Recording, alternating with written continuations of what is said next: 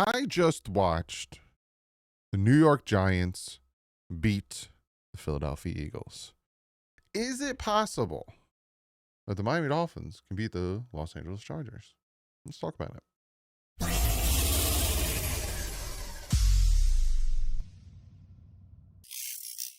What is up, Finn fans? Week 6 is here, and the Miami Dolphins have won one game. Now, like I said, I just watched the Giants beat the Eagles, and kind of they didn't give me any hope. But we'll talk about all that stuff, all that good stuff. Obviously, we're going to talk about that.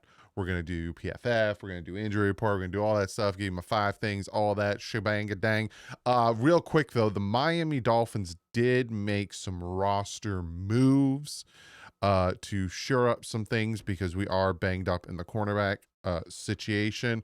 So I will tell you what moves those are real quick, and then I want to go into the more or less with Sleeper because that's also very interesting. So the roster moves, we've signed safety Jordan Colbert to the active roster off the practice squad and placed Cornell Armstrong on injured reserve list.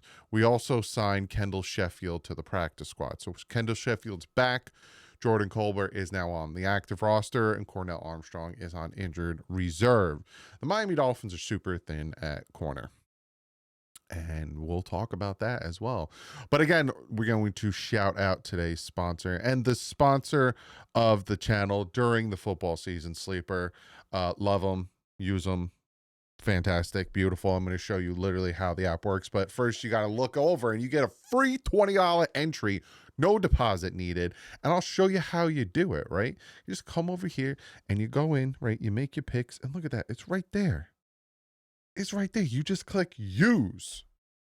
Boom, free $20, and you do an entry. You do your thing like a chicken wing.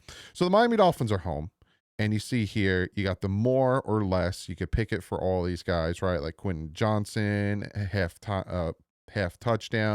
McConkley, half touchdown. 1.5 passing touchdowns. I would take the more on that. I think he's going to throw like 2. Keenan Allen, half touchdown. Where you really should look at is like Hassan Haskins, rushing yards, 34.5 more. Vital rushing touchdown. I think Haskins can be the guy. Field goal kicking, Oronde Gadsden. That's his son, man.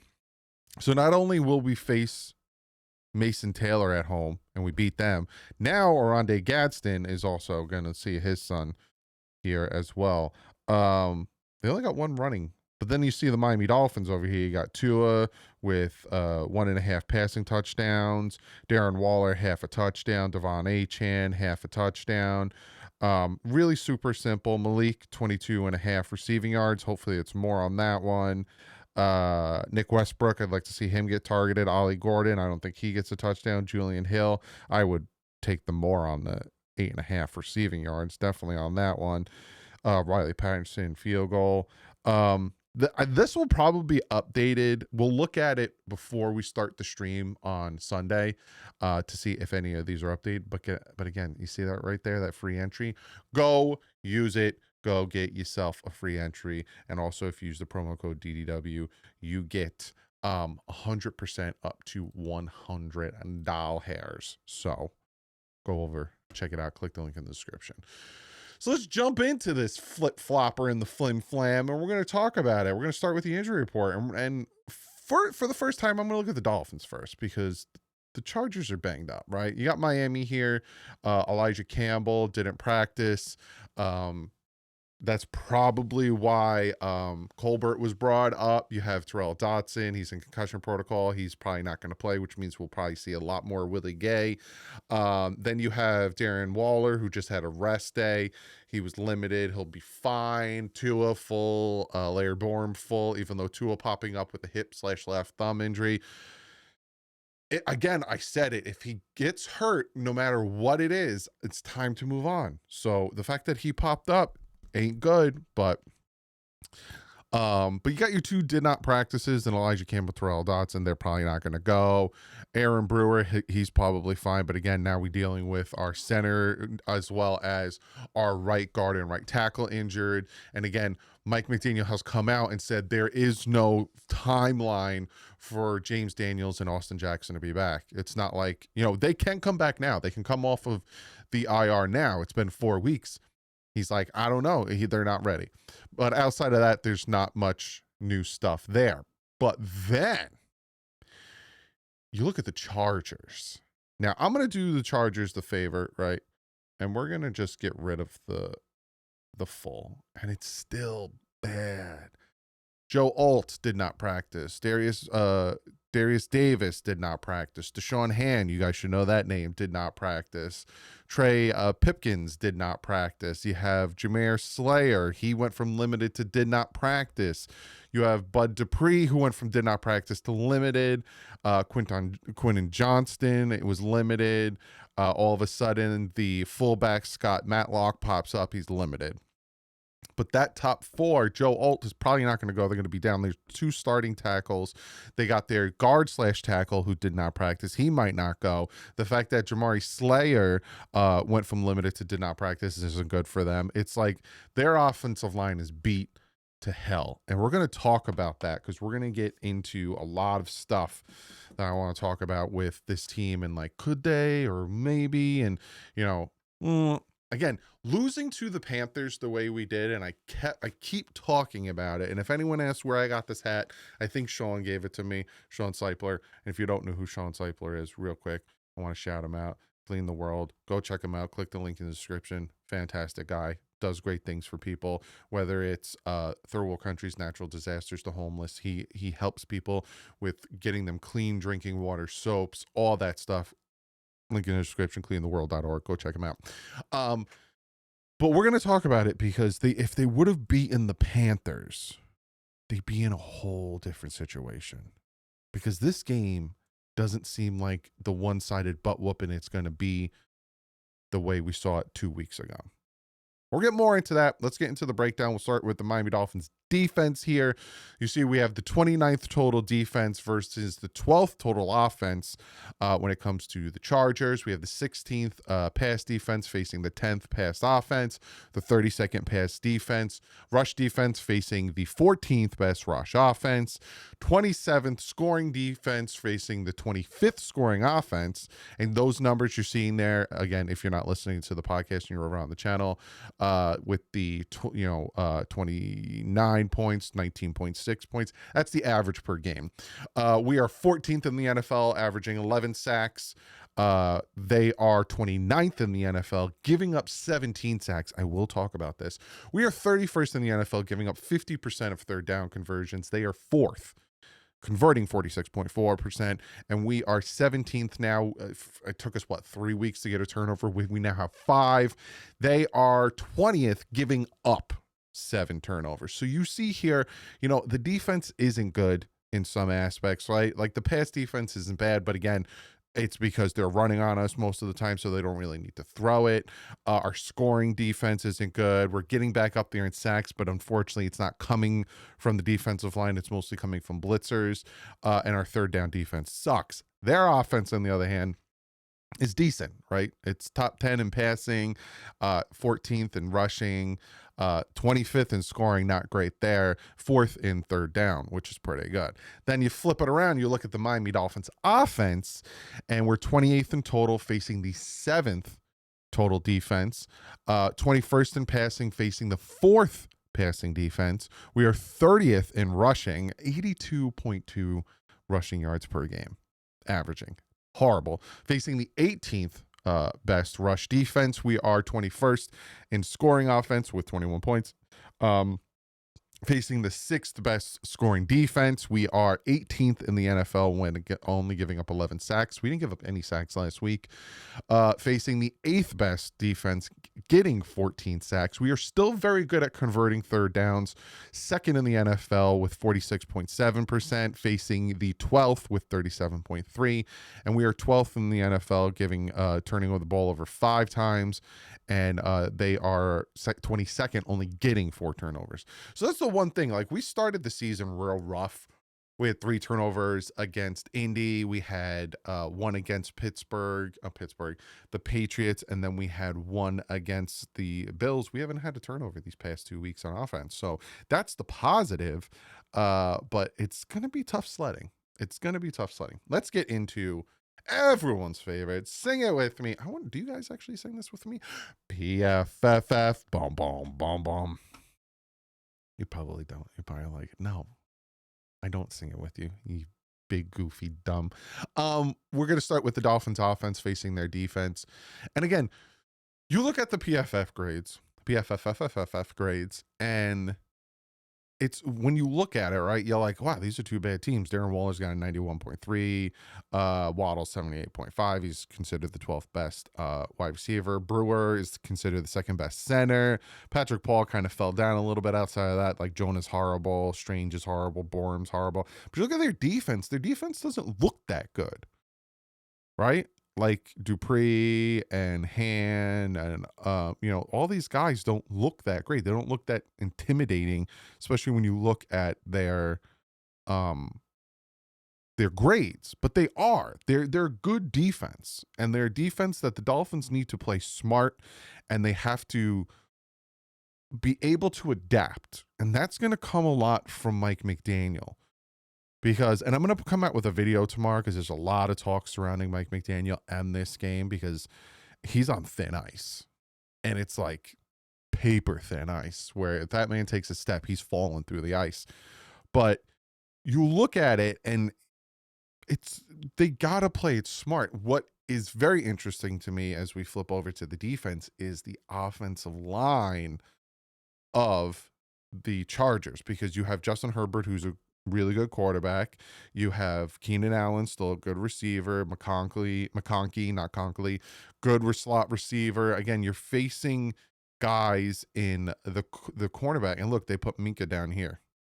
They put Minka in the slot, which he did play some slot, but I think he's going to be more in the safety role. But we'll see if they keep him down there in that slot corner. With Colbert coming in, I think they might put Colbert here. But look at, again, Rasul Douglas, the 8th best corner in the NFL. These guys, again, I don't know how many times I'm going to say again, look at these guys.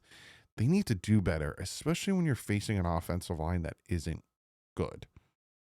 They're not good. And Dotson most likely is not going to play, so this is probably going to be Willie Gay. I want to see how different it is with him out there. If all of a sudden we're getting more pressure and he's playing tighter coverage and stuff, it's going to be very interesting. But yeah, that's PFF. I like looking at this because I like to see the matchups. And I like to kind of be like, what could we do here? But I just don't know with the Chargers. The big fat enigma. And I'm going to get into it right now, because what are we doing with this, guys? Right? So we're going to get into the 5 things that the Dolphins need to do if they want to beat this Chargers team.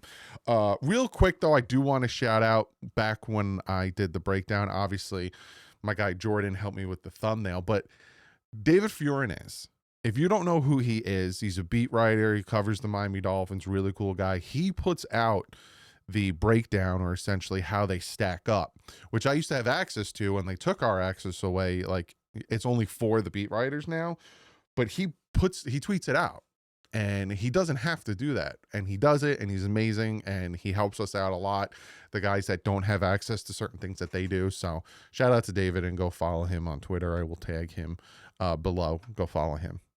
Great beat writer.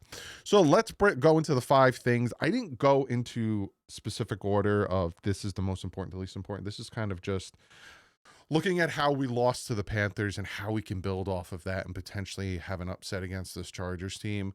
So yeah, here we go. Number 1, stick with it. And you might be like, what is he talking about?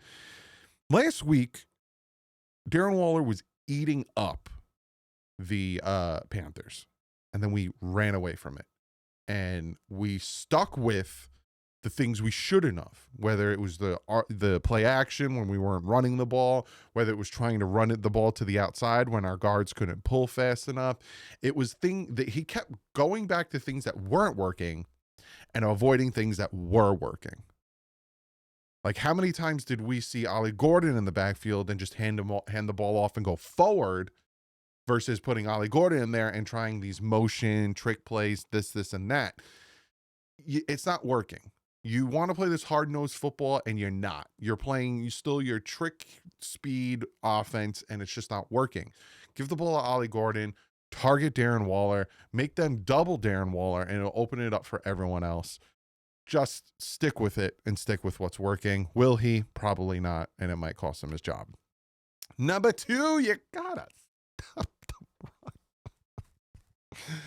206 rushing yards to one man. 206. If you're on that defensive line and the linebacking core of the Miami Dolphins, you needed to look at yourself in the mirror real long, because it was bad. It was real bad. You're again facing a third string running back, right? Against the Panthers, you were facing the backup, and I always butcher his name, but Rico. And now you're facing not Najee and not even Hampton. You're facing the third string and possibly fourth string in a 1-2 combo punch. Stop the run. For the love of God and everything holy on this earth, stop the run. If you can't stop the run against this team, you might as well just mail it in. And I will talk more about what will happen tomorrow in a special video I got for you guys, because this offensive line isn't good. So this is the time. This is the time to do it. And speaking of that, number 3, sack Justin Herbert. For the love of God and everything holy, have your front 4 be able to sack him consistently so you can have people drop back into coverage. Their offensive line is not good. They are 29th in the NFL in sacks. He has been sacked 17 times. They are 24th in the NFL in giving up pressure, 33.8%. They are 27th in the NFL in time to pressure with 2.17 seconds. They are 25th in the NFL in giving him a clean pocket. They are not a good offensive line. This is the time that the front 4 and Chop and Sealer and Phillips and Chubb and Judon and Kenneth Grant and whoever you want to put in a rotation on that defensive line to get sacks. If the Miami Dolphins defensive line doesn't get at least minimum 4 sacks in this game, fire them all.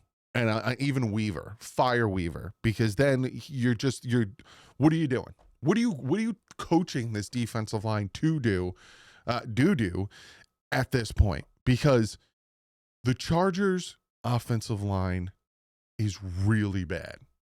It's like real bad. So they shouldn't be able to run on the Dolphins, and the Dolphins should be able to get consistent pressure and sack Justin Herbert. Plain and simple. If you can't, goodbye. See you later. You should go into the locker room as the coaches, and Stephen Ross should just be standing there handing out pink slips, and you're fired, and you're fired, and you're just, come on, guys. Number 4, give me a decent offensive line. I don't need the best offensive line. That's the thing, too. Everyone's like, well, to do anything, he needs everything perfect around him. No, man, he just doesn't need the bottom tier of the NFL.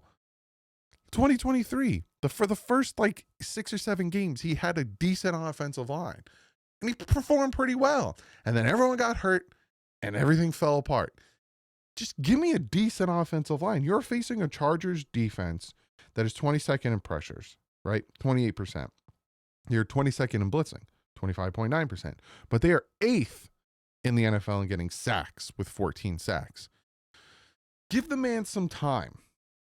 Just give him some time for plays to develop. And especially if it's a critical drive, give him a second. Also, let's have a run game. Look what happens when the play action was working. We were able to use the play action to open up plays with the deep crossing routes, with the wide open touchdown to Darren Waller, where he had Waller and Julian Hill to potentially throw for a touchdown. We need to run the ball, but on the same note, if you want place to develop downfield and all. He needs more time to let it develop. And the way this offensive line is playing with Strange and with Jonah and with Borum, there is no time to develop. It's bad. It's real bad. Now, I think the Chargers may be a little worse, but it's bad. So give us a decent offensive line. And the fifth and final thing, no mistakes. No mistakes. And it's not even the turnovers, because knock on wood, we were good with that for the past 2 weeks. How many times on drives did we convert a 3rd and 8? Did we convert a 3rd and 7? Did Tua have a nice throw? You know, Achane had a nice run. Things, boom. We're like, oh, nice play. All right, we're down on there. There's a flag, holding, offsides, illegal shift, illegal formation. So-and-so covered this guy. And then flip it over on the defensive side when we needed to stop the Panthers so we can get the ball back and pretend, pass interference, holding on the defense, give them the 5 yards in the order. Just clean it up, man. Just clean it up and play disciplined football. We want to add that violence to our defense, but you also have to play discipline. You have to hit the right gap. You have to trust your man that they're going to be where they're going to be, so you do your thing and stop leaving these lanes and allowing long runs. This is all in taking on mistakes. Mistakes. We lost to the Patriots because of interceptions and mistakes. We lost to the Bills because of an interception and a mistake and a block punt. We'll try to block punt and running into the kicker. We lost to the Panthers because of mistakes on the defense, mistakes on the offensive line, mistakes on the quarterback. Mistakes. Mike McDaniel, your job is on the line. Get your team's head out of their butt and play mistake-free football. Go to 2-4. You should be 2-3 right now, but you're not. And again, if you're 2-3 and you're facing this team who does not have a good offensive line, you have a potential to fight to be 3-3, and to be 3-3 would really put you in a very, very good situation when it comes to the playoffs. And in this situation, because you're looking at your wild cards, you got 4-1, 3-2, 3-2. You're sitting there at 2-3. You have the same record as the Kansas City Chiefs and the Houston Texans. But you're at 1-4. So, I'll give you my prediction. I'm going to go on a little bit of spiel. The game on Thursday kind of really showed you how wide open the NFL is right now, right? There's no clear cut. Like, you look at the number 1 seed right now, it's the Indianapolis Colts, with the Buffalo Bills being number 2. Which is crazy to me, because Buffalo lost to the Patriots. The Eagles just lost to the Giants. Every little crazy thing is happening. I wouldn't be surprised if the Jets beat the Broncos Sunday morning.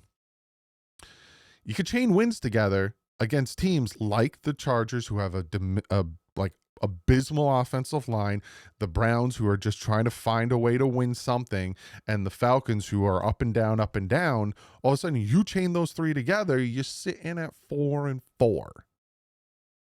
And if other teams start losing, things could happen. Again, Mike McDaniel, you're coaching for your job. You need your team to go 4-4. Overall, you need your team to win on Sunday. Unfortunately, after watching how they played against the Panthers, how they played against the Colts, and then how they just beat themselves against the Patriots and the Bills, I'm back to having no faith in this team. I just have no faith in this team. I think they're going to lose to the Chargers 24-14. Even with a bad offensive line, I think that they are going to figure out a way, and this Dolphins defense is not going to get any pressure, and Justin Herbert's going to have all day to throw the ball. I hope I'm wrong, and I'll be live at 1 o'clock to cheer him on with my dad here, but that's kind of where my mentality is at right now. I'm at the point of just prove me wrong. Prove me wrong. But comment below. Let me know what you guys think. What's your thoughts on this game? Win, loss, all that stuff. Like I said, I got